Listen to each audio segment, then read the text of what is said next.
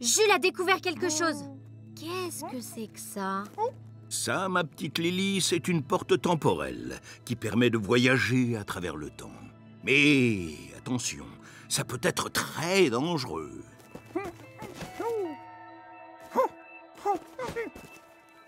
Saperlipopette, Jules a voyagé dans le temps. Il a atterri à l'époque passée.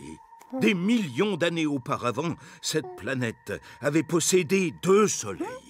Mais l'un d'eux a explosé. Dans « elle avait possédé », le verbe « posséder » est conjugué au plus que parfait. C'est un temps du passé qui sert à montrer qu'une action s'est produite avant une autre action. Donc, les 2 actions se situent dans le passé, mais l'une après l'autre. D'abord, la planète avait possédé 2 soleils, et après, l'un des 2 soleils a explosé. Mais où est passée Alice? Oh, zut! Alice a atterri dans le futur. Quand le dernier soleil aura disparu, cette planète deviendra glaciale. Dis, Papy Kourou, il aura disparu. C'est encore un temps du passé? Oh, capitaine Kourou. Ici, le verbe « disparaître » est conjugué au futur antérieur.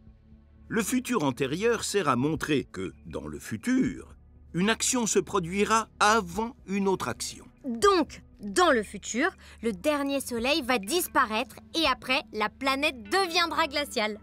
Exactement. Comme le passé composé, le futur antérieur est un temps composé.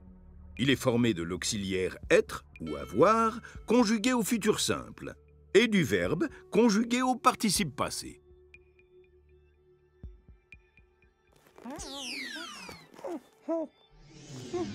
Ouf! Jules avait cassé la porte temporelle, mais il l'a réparée. Il avait cassé. Le verbe « casser » est conjugué au plus que parfait. Le plus que parfait se construit avec... Je sais! Avait, c'est l'auxiliaire avoir conjugué à l'imparfait.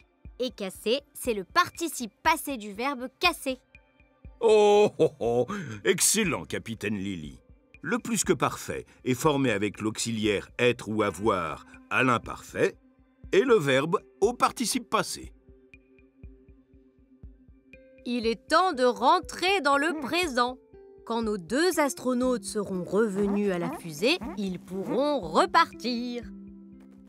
Au plus que parfait et au futur antérieur, les auxiliaires « être » et « avoir » s'accordent toujours avec le sujet. Il avait, ils seront. Et les participes passés, ils s'accordent eux aussi? Pas toujours. Comme pour le passé composé, les participes passés s'accordent avec le sujet quand ils sont construits avec l'auxiliaire « être ». Mais avec l'auxiliaire « avoir », ils ne s'accordent jamais avec le sujet. En route, astronautes! Nos 2 astronautes s'étaient égarés dans le temps, mais ils ont retrouvé leur présent. Et quand vous aurez décollé, vous pourrez reprendre l'exploration de la galaxie Conjugaison.